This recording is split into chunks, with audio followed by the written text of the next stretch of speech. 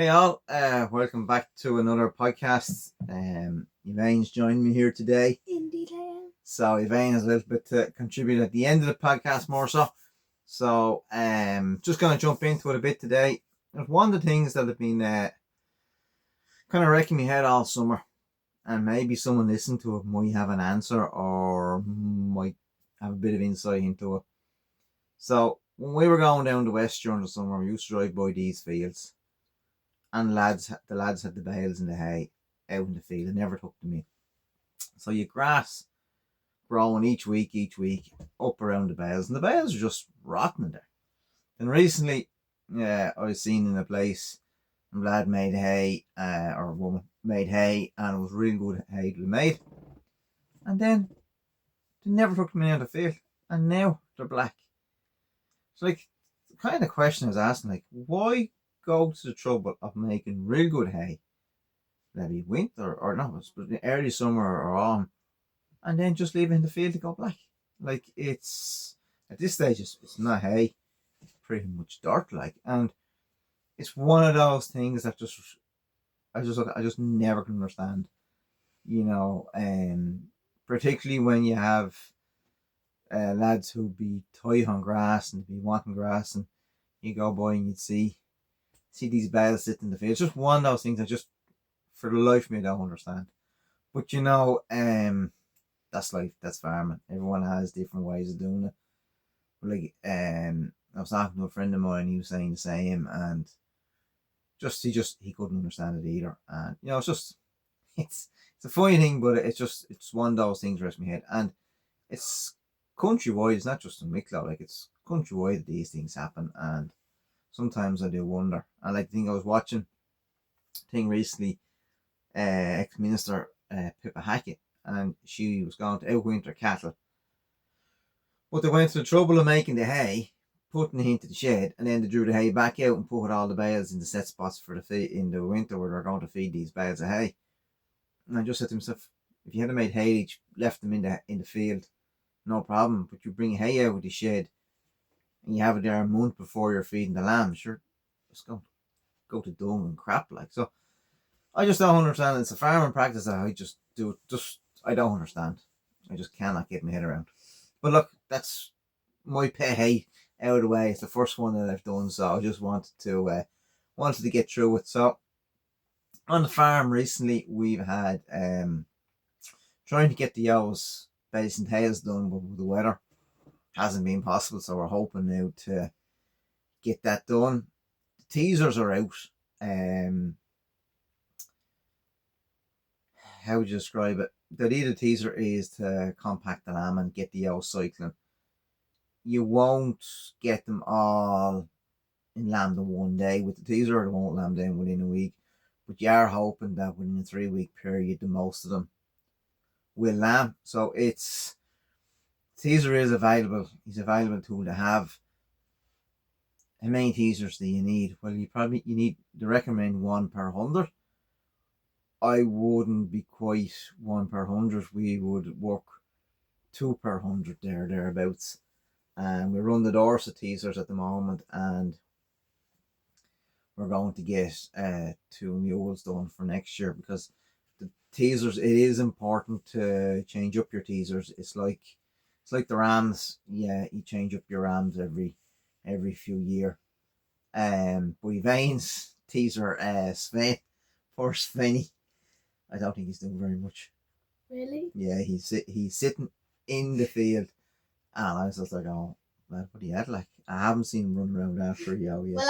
Well, you're not getting rid of him. So he could be lamb chops. You promised me you would never get rid of him.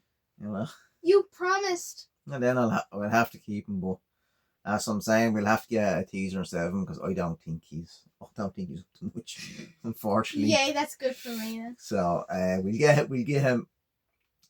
We have friends, but no, I don't think he's up to very much. That's great. So I know, pity. But on the last podcast, I was saying that I didn't have the owls this year on the silage, and I was delighted with that. But a couple of days after recording the podcast, it was a wet night. I was miserable. I was just looking over to Cheviots, and I was doing a bit of feeding the lambs, and they looked miserable, and I brought them down a bale of silage, and they absolutely fleeced. So they the bale of silage within, I don't know, the next day they had it gone. So they're eating now a bale of silage every 2 days. And it's just the Cheviot age shows that's doing it, and they're actually content on the field. It's not, the field's not bare, but they're cleaning it off nicely. So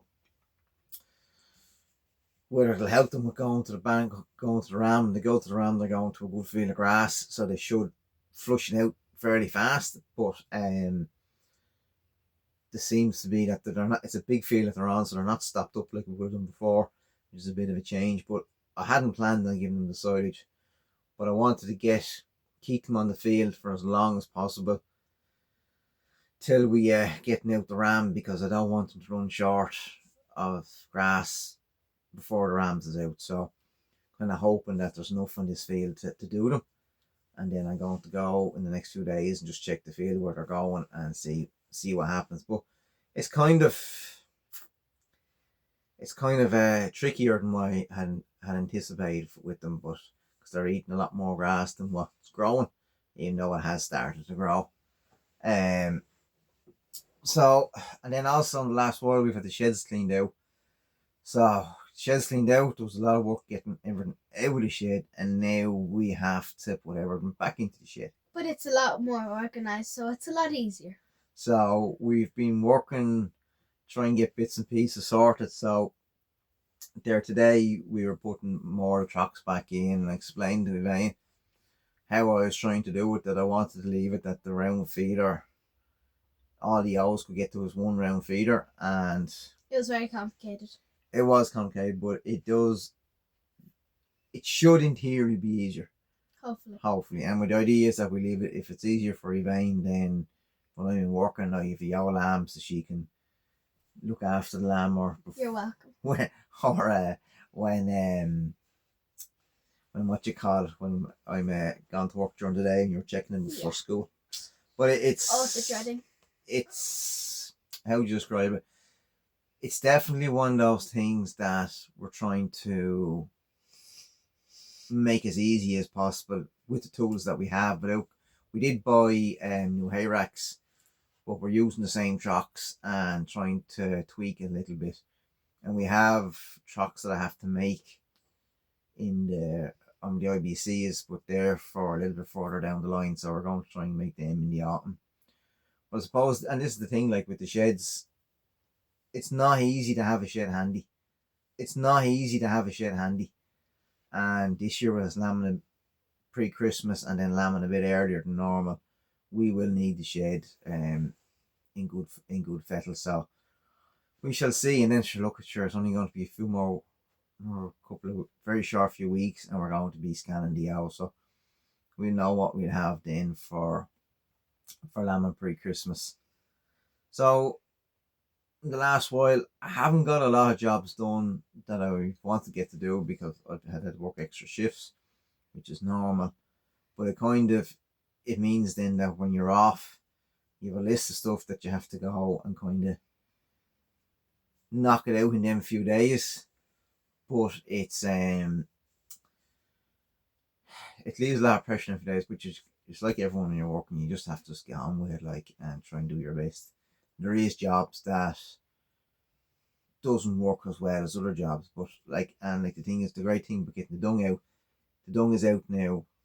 It finished up 4, 5, 6 days ago, and you can actually see in the fields with the heavy rain there's been how much it has washed down. The grass has grew more in that 6 days than it grew for the whole month of July and August for us.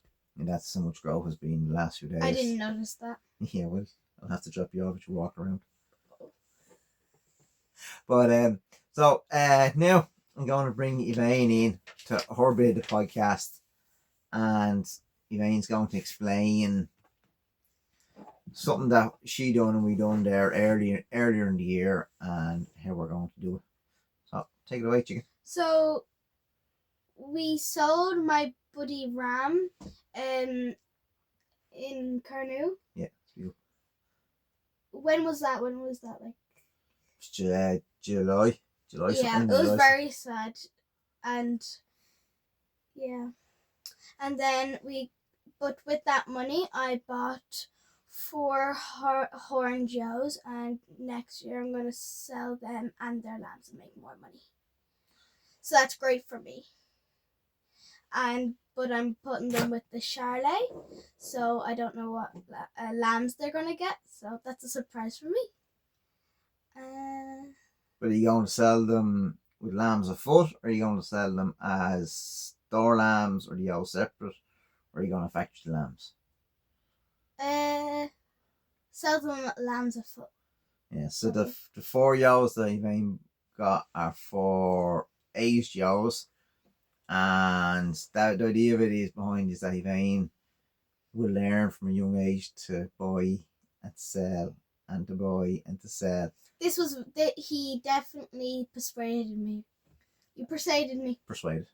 I said that right? Yeah, so it's just the idea is that at a young age she learns to persuade, to buy and to sell, and to know what she's looking for. And the idea is that the money she gets next year, she keeps half of it and then buys a few more sheep then next year. Whoa, that was not part of the deal. Oh no, we're gonna have some talking about that later. They didn't tell you that part. No. Yeah, that you're keeping the whole lot. Yeah. Wow, Daddy, that's just wow. How are you going to buy 4 sheep next year if you don't have some money? Are you going to have no sheep to sell the following year if you don't buy 4? Oh, I never thought of that bit. You never thought of it? I was just thinking of the money. You're thinking of money. Yeah, so that's the idea. And that's what it is. It's just to let her know that if she sells, sells, and it's just a little bit of training for the future, isn't it? Yeah. But and the thing is, she has her own sheep, Chips. She has Elsa and Sally. She has a few of her own sheep, but they're all sheep that are being kept. So this is a little bit different because Evaine gets very attached to it's her hard sheep. Not to. And then Lily as well. Oh yeah, she's grateful. I'll tell them about Lily out in the shed. So when I feed my other sheep, I let Lily loose, and when I let Lily loose, sometimes she follows me around. That's most of the time, or either she jumps into the ration bag and just jumps up and eats it, and it's very hard to get her back out. Yeah, Lily's kind of she's a free spirit. That'd be the word. But it's great fun watching her, because when I have nothing in my hands, I run around with her, and she jumps a lot. Doesn't she, Dad? She does, and she does be happy to get out.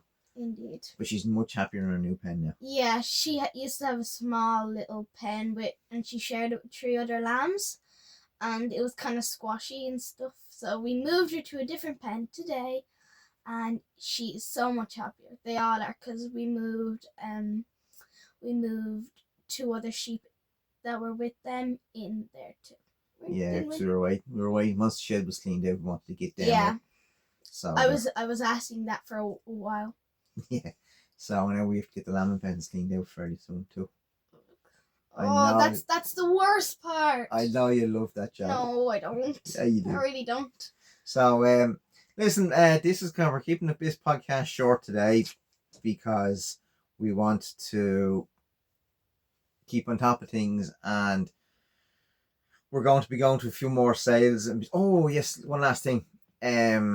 We were recently at the Roundwood Cheviot sale in Blessington, and I got $2.60 for my Cheviot Joe lambs, which was up €70 on last year. Now, would you be happy with it? I'd be happy enough with it. There's no complaints. I suppose one of the advantages of the show and sale in Blessington is it's not 10 in the pen, it's 15 in the pen. So $2.60 at 15 is better than getting maybe 300 for your best and 200 for your next 10. Like, so it is hard to fill the 15 in the pen, but it is a great number. It tests you to have that number for it. But the sale itself was a good sale. The Cheviots also well, but it wasn't crazy prices. Like had been in other sales previously, and some place that I'd seen online in different places, like where I'd seen Cheviots being sold. But the trade was good. There was loads of people there to buy. The car park was full, and I suppose the speckly yellow lamb that comes out of the Cheviot was from the Suffolk Ram, the Cheviot. On the day, she was still making good money. Like, you had 31 kilo yellow lambs making €200. You had, I think, 45 kilo yellow lambs making 287. So you had good lambs were making very good money. So in order to get that speckly lamb, you need the Cheviot, and the Cheviot needs to come. And I think the Wicklow Cheviot she is probably the best for it, but that's just biased because that's what we have.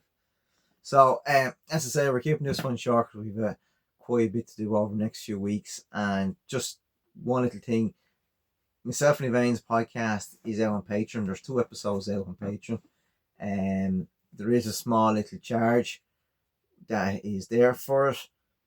And the reason being, it's to help with the costs of running the YouTube and the podcast. And we've been doing this now for over a year, and we're just trying to help with the costs. But the actual money from the 2 episodes, first episodes with Evaine, if we get good money from it, we're going to put them towards maybe a Suffolk sheep for Evaine next night in November when we That's go great. when we go to the sounds sales. good. So that's the actual idea behind it. Is that's what I'm going to use the money for, even though I do want to try and promote a bit, but that's the money for starting off.